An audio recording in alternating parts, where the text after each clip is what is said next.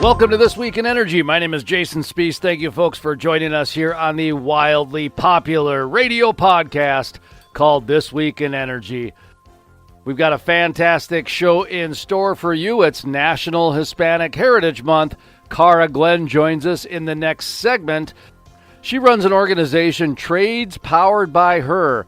So she's a woman welder who's helping out women in the oil and gas industry specifically. And also, she's from Hispanic heritage. We have a fantastic interview in store for you. All right, let's head over to the Zoom line. Mr. Joe Sinnott on the line with us, Whitting Partners, the host of the Energy Detox podcast. How you doing today, sir? It is a beautiful fall day in southwestern Pennsylvania, Jason. I am doing great. Kind of some big energy news changes we'll get to in a moment here. Expand Energy. But anything happen out in the Marcellus shale play besides the Pittsburgh Steelers really surprising the NFL? Oh, Steelers, football season, surprises. I don't know, Jason. I don't know that anything is really a surprise these days. Again, we're in the midst of a heated presidential election here. I think if you're going to talk about surprises or what's going on in the world of Pennsylvania, I think right now, Jason, all roads lead to politics, for better or for worse. Yeah, they really do, don't they? Of course, Expand Energy, one could argue that's, a political way of doing business now. You take the word oil and gas out of the name and you're now an energy company. And even in some cases, they're now being carbon management companies. What did you make about some of the news this week about Expand Energy and their rebranding, their name merger, if you will?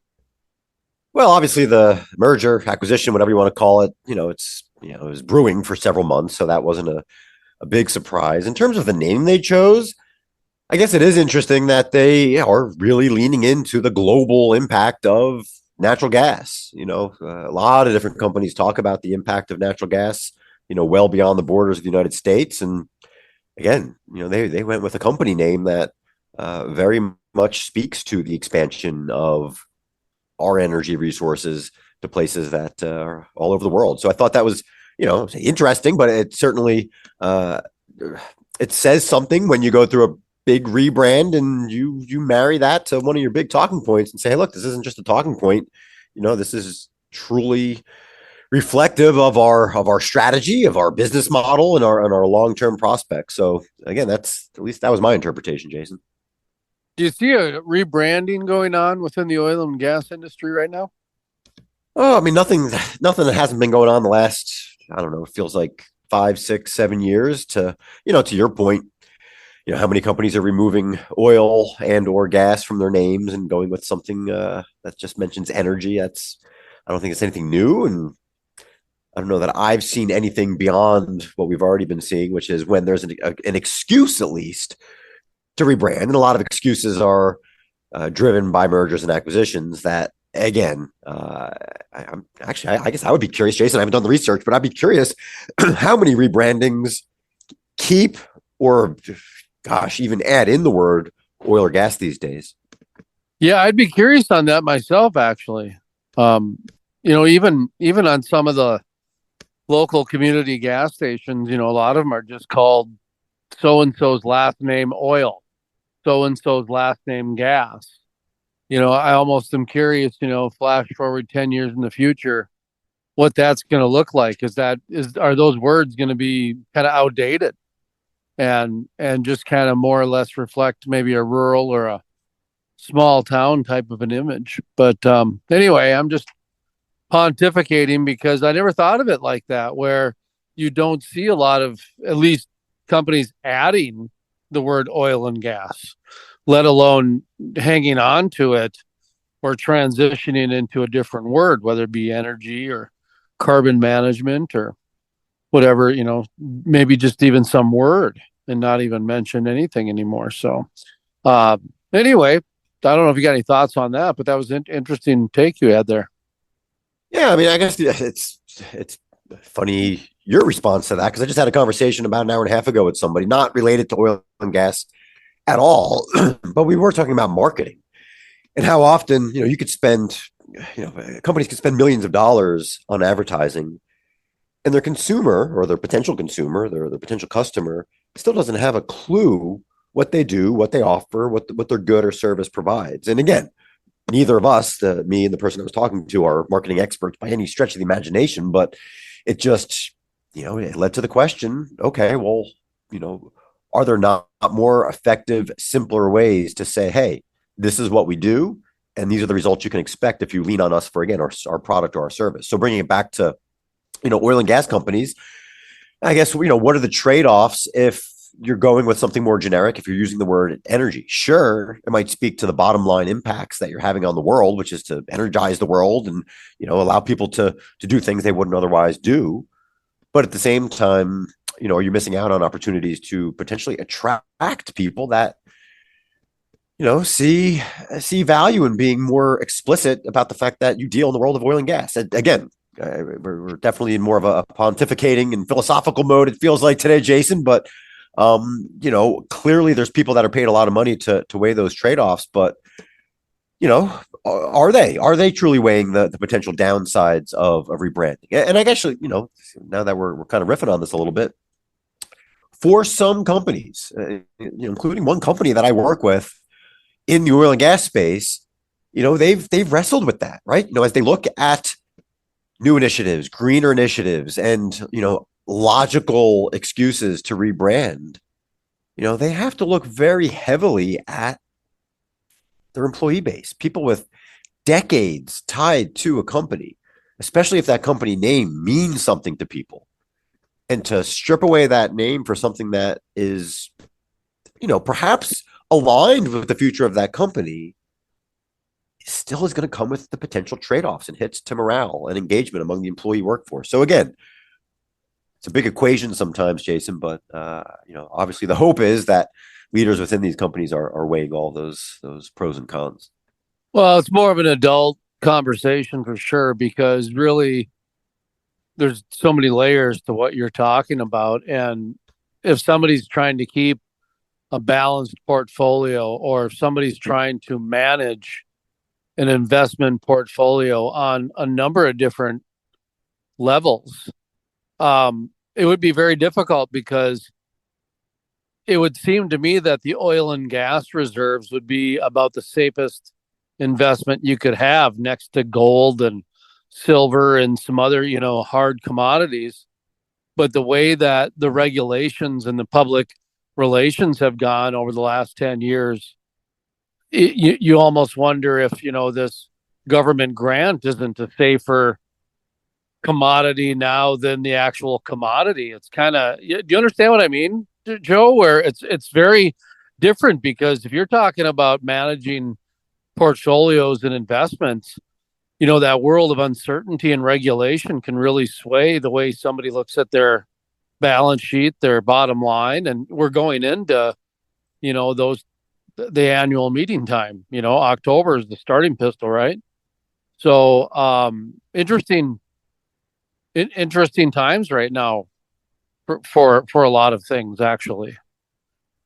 Yeah, and you raise a good point. Hey, portfolio managers are trying to diversify, and they're hopefully looking into the details of all of the various companies that they might be investing in. They're hopefully able to look past a mere name or a tagline that a company has. But at the same time, Jason, excuse me, we're dealing with humans, right? And even if it just tips the scales just a little bit, the difference between buying a company or investing in a company and not, if a name moves a needle just a little bit, it can have ripple effects. Again, very philosophical. Those impacts are probably almost impossible to see in many circumstances. AI notwithstanding. All right, man. Well, thanks for the time today. Thank you, Jason, as always, and hope you have a great rest of the day. My name is Jason Spees, and you're listening to the wildly popular radio podcast, This Week in Energy. If you've got the money, well, stay a little longer. It's funny how time slips away in the dark side of things. If it really does it can't be bad. And if it really does it.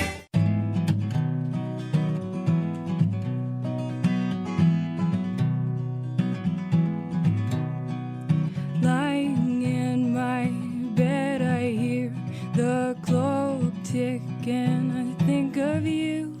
Welcome back to This Week in Energy. My name is Jason Spees. Thank you, folks, for joining us. Coming up next, Cara Glenn with Trades Powered by Her. We're celebrating National Hispanic Heritage Month and Women in Trade. Is that pretty common for a woman to go back to work in the oil patch after having a child? I guess I never even put that together. I mean, at a bank, yeah, I get it, but I mean, that it's came up, I think 3 or 4 times this year, and that was really the motivation behind it. I had been confronted like, oh, I'm going back to work, and it's a different role, or and so I wanted to be able to help and be like, well, how can we fix that gap that you've been missing work here? Like, how can we advance you? And I think having a really good headshot to add to that resume was kind of my way of trying to get back in there for these Cara women. Glenn is our guest. Trades Powered by Her is the name of her organization. Be sure to check her out on LinkedIn or Facebook. And I'm not really on Facebook, so I don't really follow much on that, but I do follow you on LinkedIn. And I saw one of the clinics you have, or one of the different groups that you have, was changing a tire. And I think of that Office episode where Pam Beasley went through a season of empowerment, and changing a tire was one of those certain empowerment actions or demonstrations that she did. There is something about being able to change your own tire. I know a lot of men who can't even change their tire. Talk to me a little bit about this Change Your Tire clinic and how that went and what it represents. Well, that clinic is actually coming up October 12th. And that. Oh, well, hang on. Let me write that down. Okay. Well, Yep. This is a promo now. Okay. This all is right. a promo. Yeah, that's coming up. That clinic is coming up October 12th, and it's going to be hosted here at OK Tire. So they've offered to give us their really nice facility and their expertise to host this. And the reason behind this was actually, you move to a city and you can call AAA, you can call somewhere, but I thought it was important here because we've had a couple years where there was some pretty bad storms, and you get stuck on the side of the road. It's honestly dangerous for sometimes, first responders to get out to you for whatever reason. If you had to travel, which we've had to do, or you're leaving work and you've got you've only got a little bit of gas or whatever it is, you don't have time to be sitting there in -40 waiting for first responders if they can get to you. And so I was like, man, changing a tire in the snow would really suck, but it would really suck if no one could get to you and you had to change it and you didn't know how. And so I want to open this up to women. Our first 10 is going to be women, but I believe after this round, we'll see how it goes. I'd like to open it to young men as well. And because I think there are a lot of young men who are not, who are lacking that skill, to be honest. So hopefully we can do both. I think men of all ages, there's quite a few lacking the skill, but I'm taking a look at your graphic that you have on social media, and folks, feel free to check it out on LinkedIn or Facebook specifically. And it's happening October 12th in Watford City, OK Tire, 10 spaces available. And it looks like there's no cost, huh? No, we have funding available to do one class for 10 women.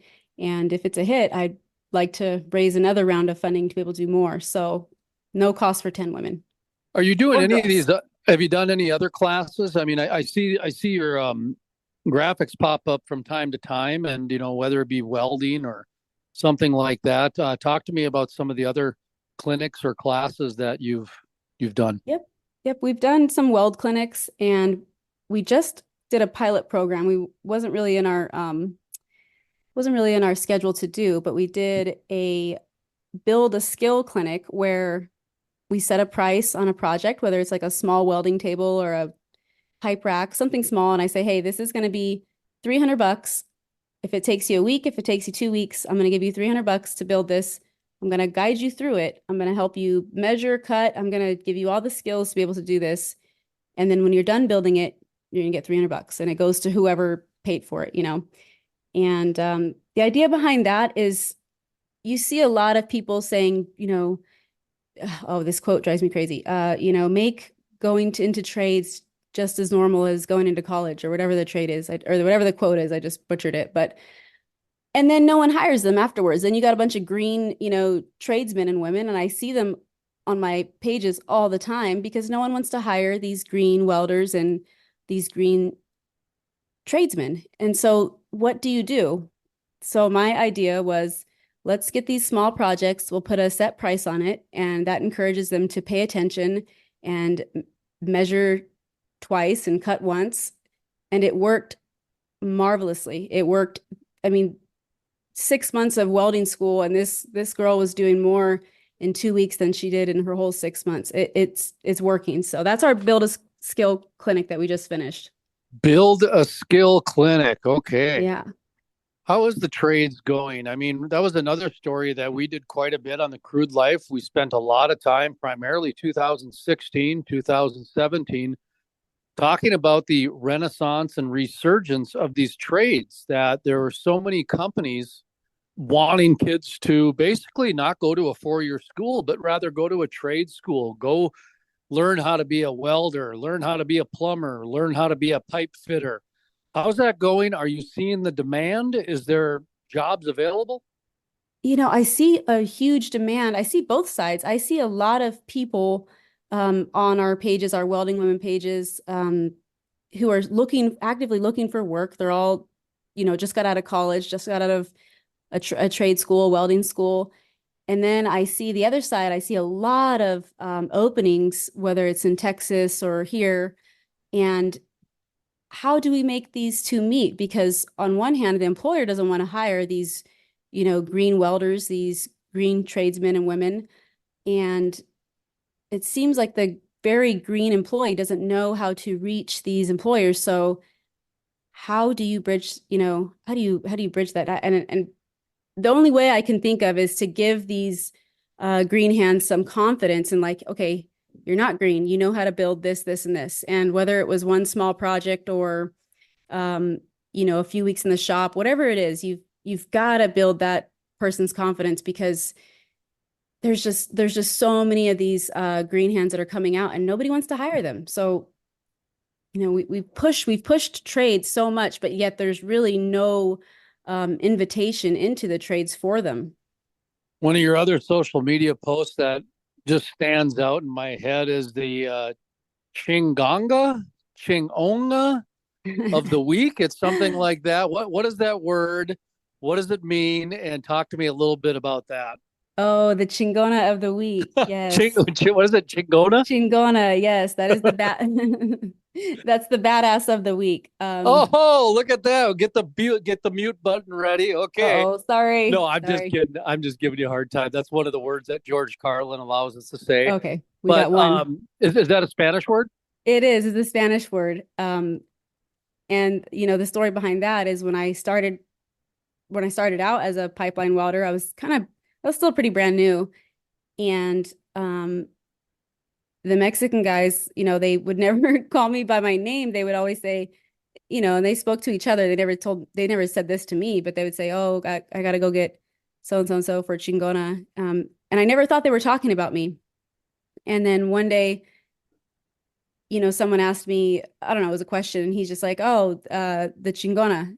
He's like, you're the Chingona. And I was like humbled and embarrassed and all these emotions. And so ever since then, I wanted to name, and highlight women who are in trades, highlighting the Chingona of the week.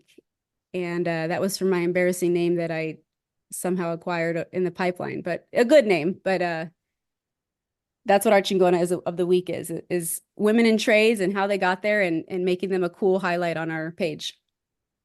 I had an ulterior motive to go down that path. I knew it was a Spanish word, but I wanted a good segue into National Hispanic Heritage Month, which actually started a couple days ago on September 15th, and it runs through October 15th, which I think is really funny because here Hispanics are doing it their own way. Everyone else, goes from the 1st to the 30th for months.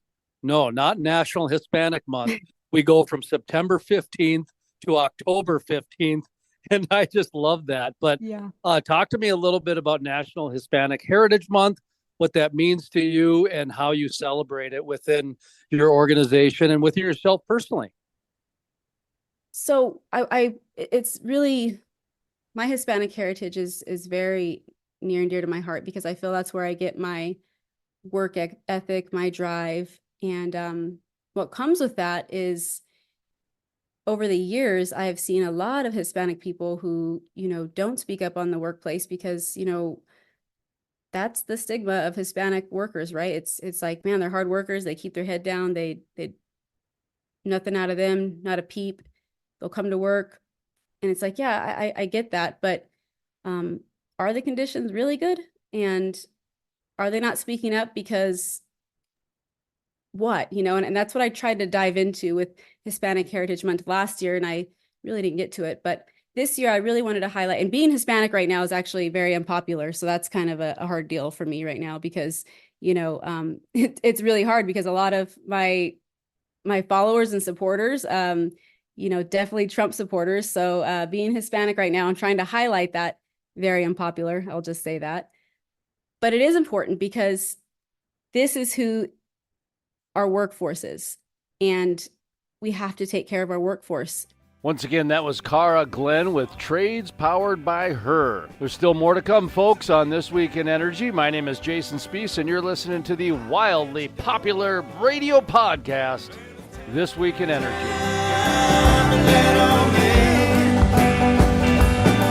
Well, it's a big bad world, howling at your door. Well, it's time to let on in. Well, I learned my ABCs from the birds and the bees. Was time.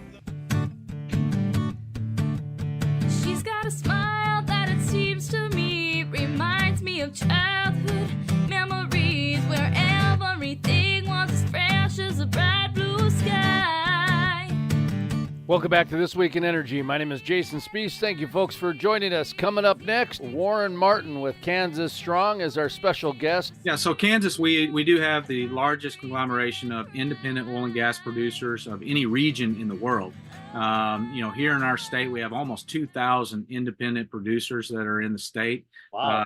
We only have one company that could even really be considered a major that's doing actual production. We have lots of pipelines, refineries, those types of things. But on the production side of it, we only have really one major company that's doing any significant production in the state.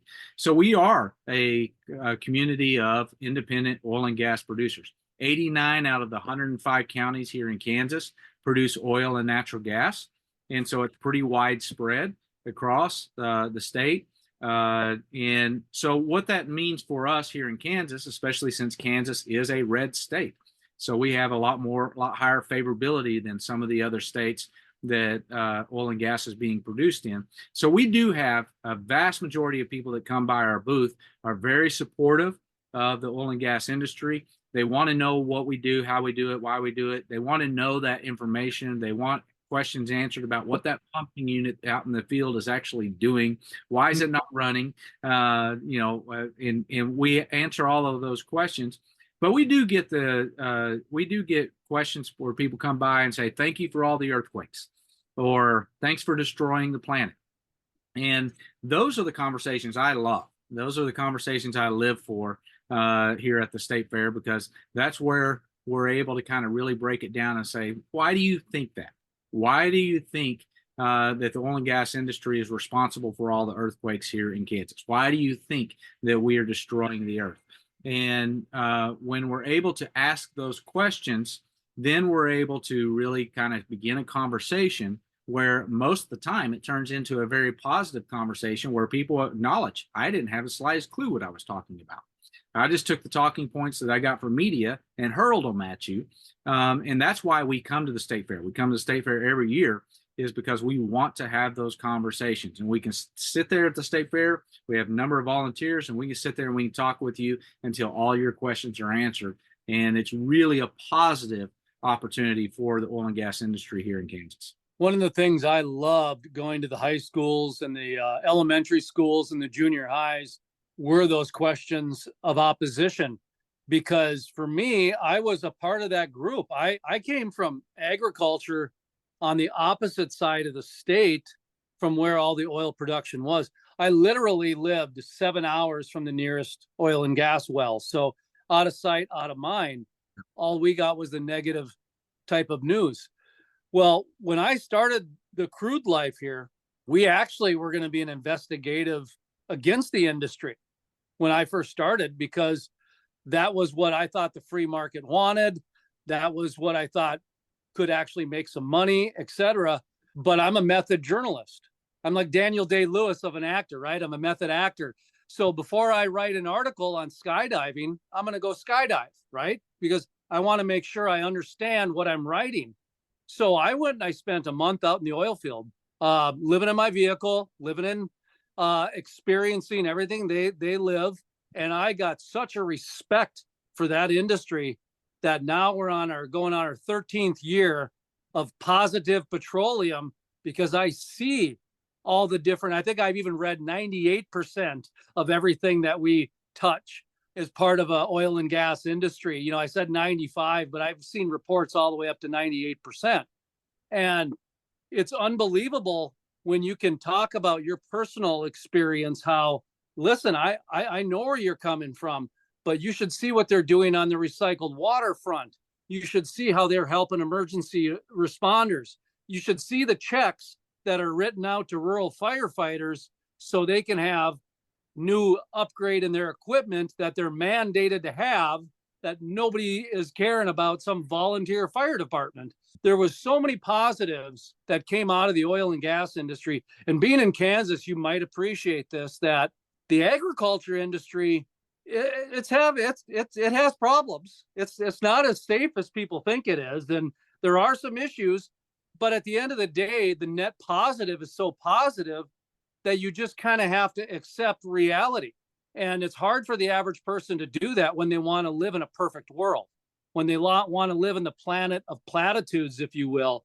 I live in the realm of reality, and I got a big respect for the oil and gas industry. So that is what I like sharing with the kids when they start asking me about all the deer that are dying because of fracking and the earthquakes and all these other things that get exaggerated in the media. How did that happen, by the way, in the media? You know, the oil and gas industry, they do write a lot of big checks to the rural fire departments, and they do take care of a lot of local communities.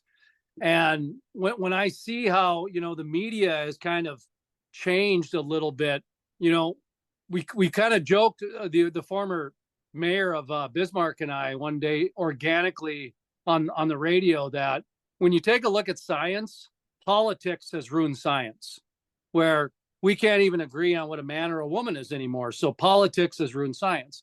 You take a look at the economy, boy, politics has really kind of destroyed the economy a little bit too, because now so many companies are reliant on government subsidies or economic development or whatever kind of grant they need. I think politics has ruined politics. I remember when we could have a civilized conversation about left and right issues without getting in fights. Now it's really difficult. I mean, when I take a look at how many things politics has really ruined, I do think politics has really caused a problem with the energy industry and the agriculture industry. Your thoughts on that? Well, I agree with you. I think that, you know, once something becomes a political issue, science, logic, reason, rationale is all out the window. It's just about winning and losing. It's about winning and losing. And, you know, when you talk about how did we get here with the news, that's pretty simple. Just think about your own casual conversation. When you're having a casual conversation with a loved one and you want to tell them, hey, I've got some news I need to share with you. If it's positive news, you always say, I've got some news I want to share with you. It's positive. You always add that on to the end. Why? Because news has become associated with negative. It's become associated with problems. It's become associated with those. And so the vast majority of news reporting, that's all it is. Here are the problems. Here's where things are falling apart. Here's what's going wrong. Here, that's what the news is. The news by nature is negative. Occasionally they'll throw in a positive piece in there to try and balance it out a little bit, to make it look like they're not just the naysayers all the time. But the vast majority of news is negative. So all the stories you're talking about the positives of the oil and gas industry, no one ever reports on those. No one ever talks about those because those aren't news.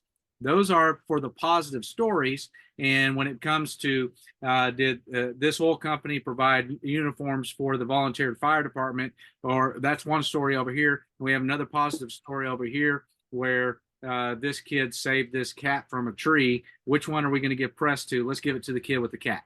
And so, that's the role that we're in. That's where we're at. That's why it's incumbent upon our own industry to take that upon ourselves. And so here in Kansas, when the vast majority of us are independent oil and gas producers, the average company here in Kansas only has 3 employees. The average oil company only has 3 employees. So they don't have a PR department. They don't have a promotions department. And that's where Kansas Strong is so vital in helping to get those stories out, helping to get that positive message out there, because the news media is not going to report on it. It's not news to them.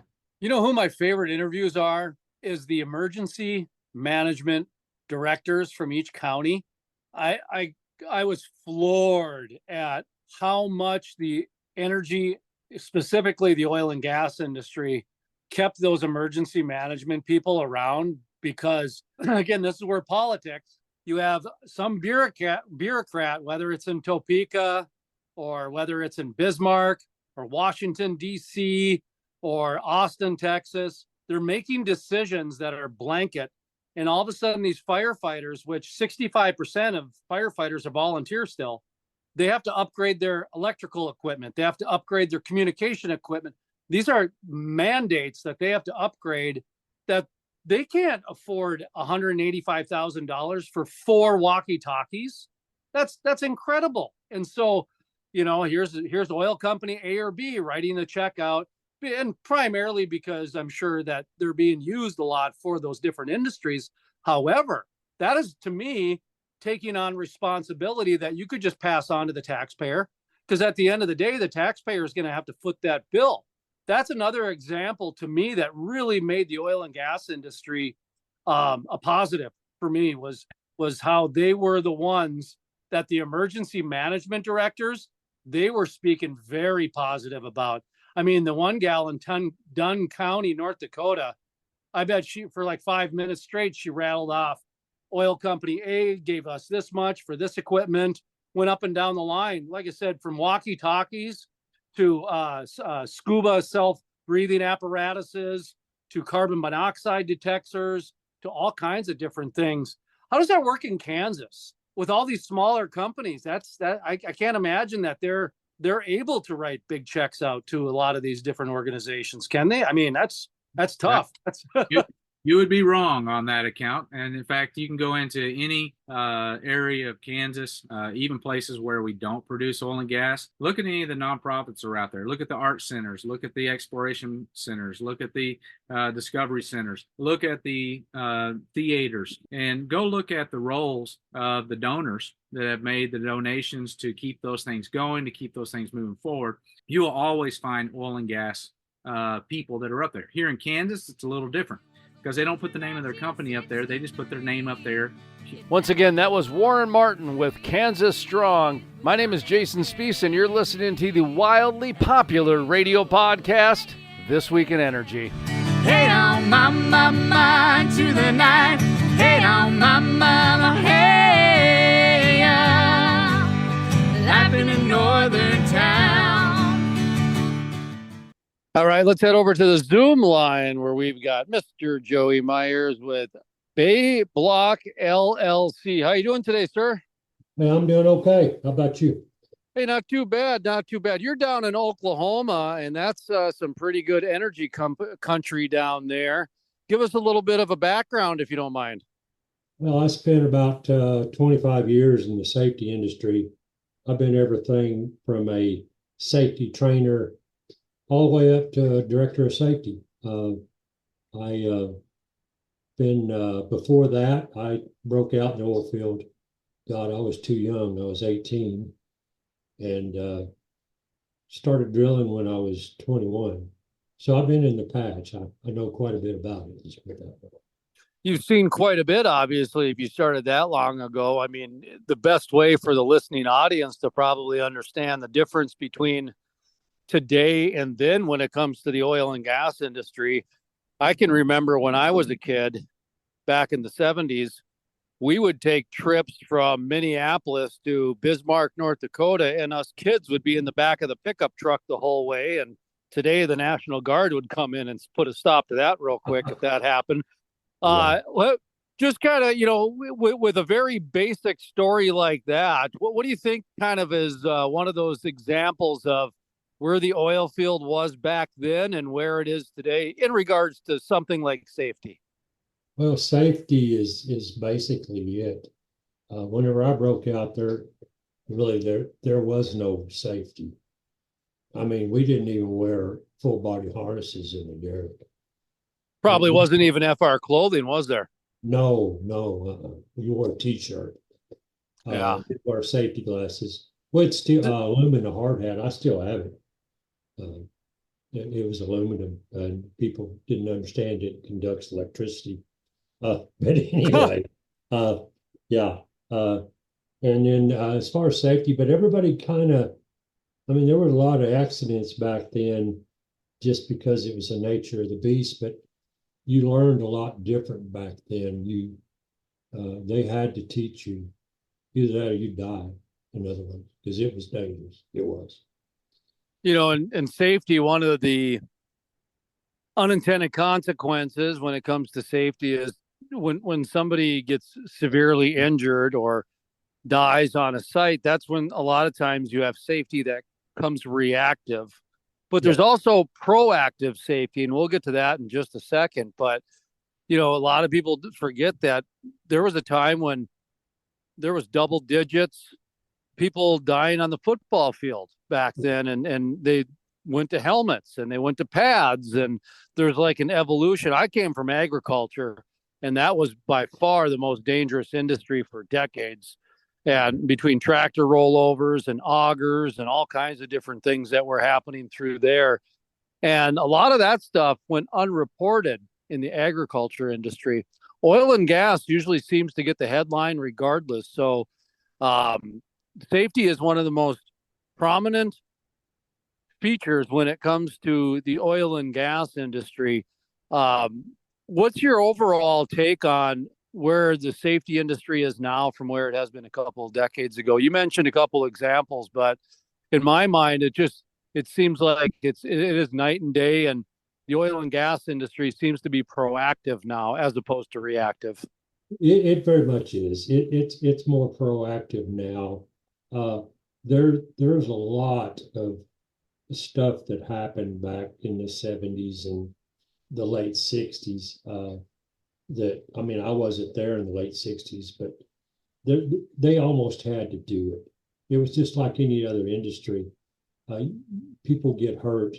And like you said about how always tell people, you know how regulations are written, OSHA regulations. They're written in blood. Yeah. Pretty much somebody has to die. And then they write a regulation to see if they can, and that's being very reactive. Now it's more of a proactive thing with job, with analysis that you can do, risk analysis and certain things. And that's kind of what I think that the whole country needs to go to. They need to be more proactive even now. But, you make mistakes and you go on. That's just the way it is. Especially in oil field. I think it's gotten a lot better. So one of the reasons we wanted to have you on today was to talk about the ZAC, the ZAC. Now, this is something that you've put together, and before we get into the actual product itself and what it's doing for the industry, this almost seems like it's a pretty proactive piece of safety equipment, isn't it? Yeah, it is. It's very proactive. And that's where we need to be, especially fall protection. I taught safety classes for years. Every time it seemed, I used to teach a class called Rig Pass, and all the rig people would have to go through it before you ever got hired on. Basically, it was a bunch of safety stuff. I did some other stuff. It was how to write JSAs and what to look at. And then you get to the point about fall protection and you tell everybody, well, OSHA dictates that you got to be in fall protection. Depends what industry you're in. Either you're 4 foot off the ground or you're 6 foot off the ground. In general industry, it's 4 foot. But you got to be in a harness and wear a belt. We always told them, says, well, you know, it's required. You got to get in there. You got to get in a belt. But what we didn't tell them is that you can't hang in a belt for over 35 minutes. It's very detrimental to your health. It cuts off the blood flow to your vital organs. It causes long-term medical conditions such as kidney disease. And that's basically why I invented the ZAC, because I've seen some of that. I've heard of a bunch of it, of people, you know, they fell in a belt and they get along pretty good and they says, I'm okay. And then all of a sudden they have major medical problems. And it has to do with, it cuts the blood flow off your organs. And so that's why I invented the ZAC. Well, I appreciate the time, and you enjoy dinner out with your lovely wife tonight. And we'll talk again down the line. Okay, sir? All right. Well, thanks a lot, Jason. I appreciate it.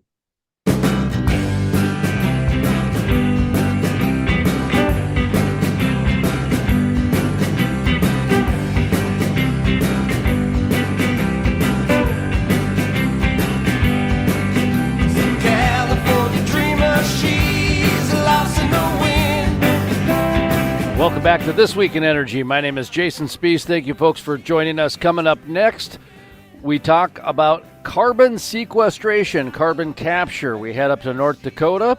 Steve Bakken, the former mayor of Bismarck and the current Burleigh County Commissioner, has a conversation with Lori Hinz of Beck News.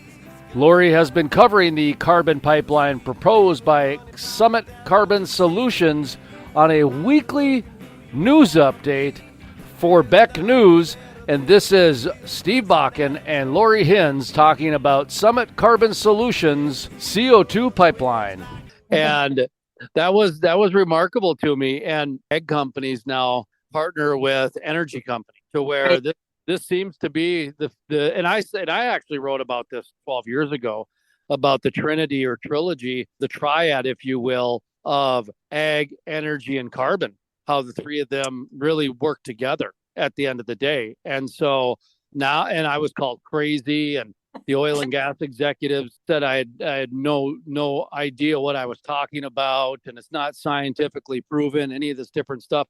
And now they're the first ones that are in line looking for those government handouts. And to me, that's the more interesting part of this whole deal, is pretty much every carbon management company that I've interviewed, they've said that the government's driving this whole thing.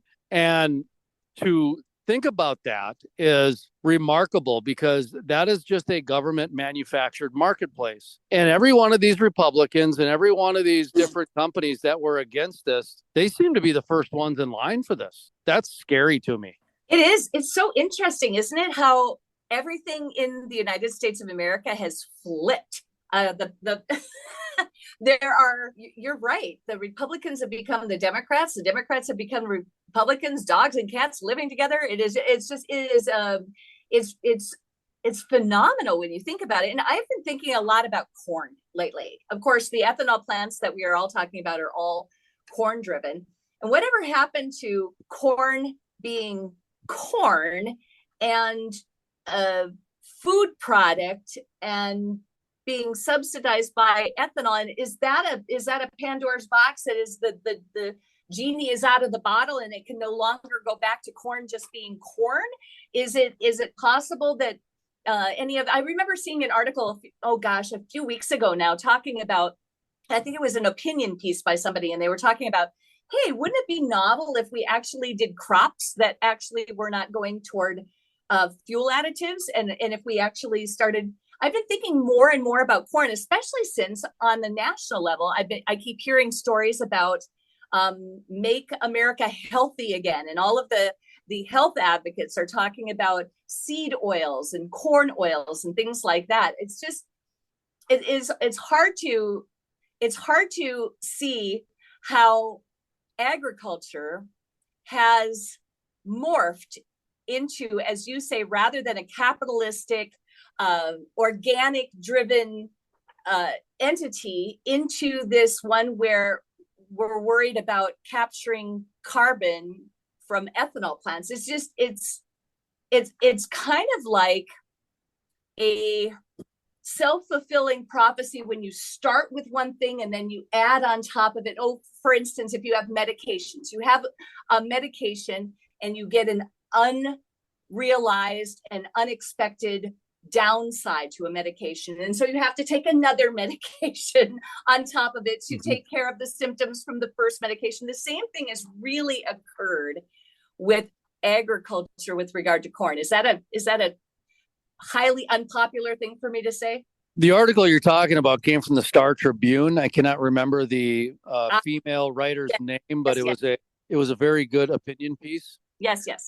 And the whole corn thing is absolutely remarkable, because if you were to flash forward 20 years in the future, as far as what the UN wants and as far as what the United States government is going towards, there'll be no gas cars out on the roads anymore. It's all electric vehicles. Where the gas is going is to aviation fuel. So it's basically just to make wealthy people transport around faster. And so, well, the people who are paying for all this have to sit and charge their car for 45 minutes to 3 hours. The rich are going to be jet setting all over, working the deals, figuring out the new projects to keep the people busy working. And to me, that's absolutely unconscionable, once again, that there's this level of evil in the marketplace. The other thing that corn does that nobody talks about is it creates high fructose corn syrup. And that is the number one cause of diabetes.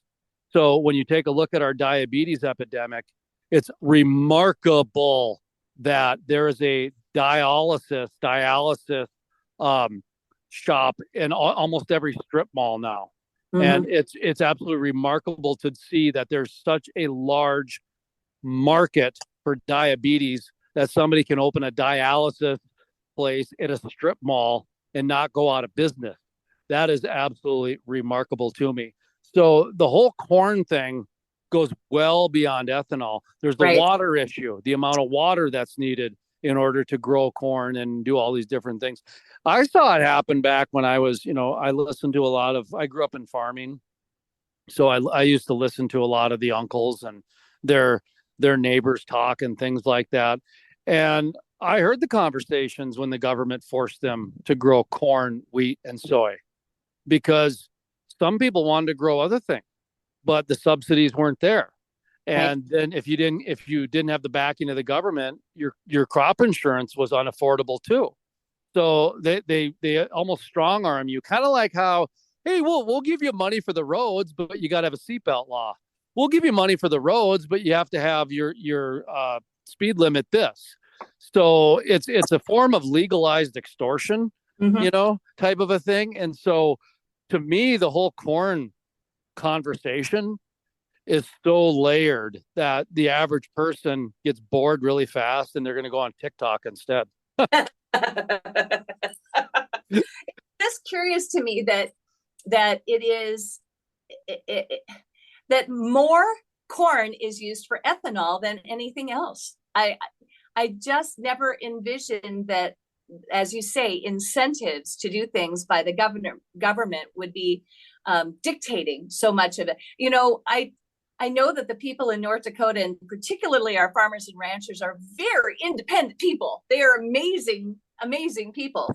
So it's shocking to me once I have learned about this, that this is a case where, and I am a novice. I am talking out of my butt on this one. So, but I don't like the fact that all of these ethanol plants are so integral to agriculture. It's troublesome to me.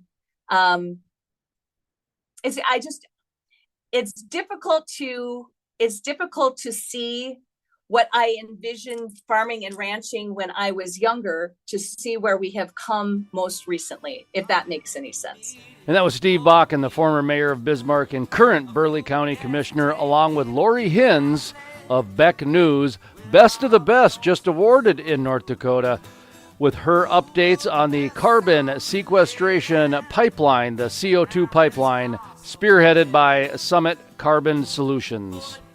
And that's going to do it for This Week in Energy. We'll be back next week at this time on this radio station. From the staff at This Week in Energy, my name is Jason Spees, asking each and every one of you to remember, all energy has a purpose, and we are all energy. Go make it a fantastic week.